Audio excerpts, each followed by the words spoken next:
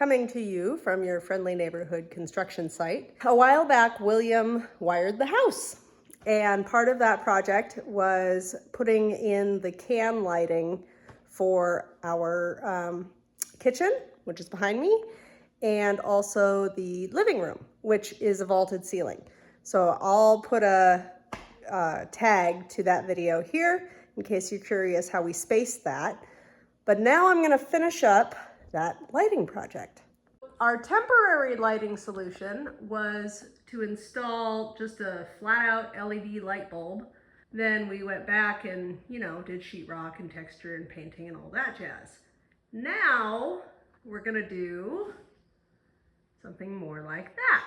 So I bought these fixtures at Costco. Yay, Costco. It was about $8 for a 2-pack, and I had no idea what variety of lighting I was going to get. Usually there's a spectrum chart on the box. I couldn't find it, so it was a little bit of a roll of the dice. The lights we originally installed, those light bulbs, were more of a cool spectrum, which William likes and I'm not such a huge fan of. These lights turned out to be a much softer, more yellow variety, which I am a bigger fan of. Which one do you like? Let us know in the comments. This is the light fixture that I'm installing, and it plugs in just like a regular light bulb and then slides up into the can. So that's what I'm going to show you how to do today. This is the fixture set out of the box, so they put them back to back. And I'm just going to open this up, take this out, and head up the ladder with it.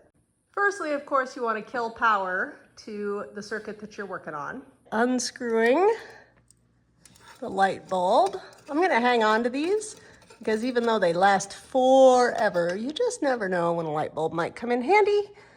And now I'm just going to screw this in like any old light bulb.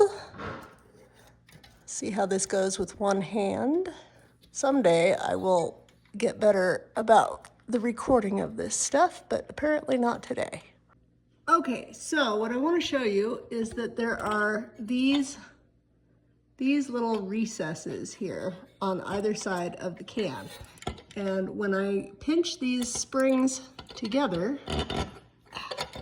like so, they're gonna clip in here, and that's just gonna kind of suck it up into that housing so it sits flush like that one. All right, I've got it clipped up in there. You can see the spring is pinched together, and now all I have to do is push it. And there you go. Couldn't be easier than that. Ta-da! All done.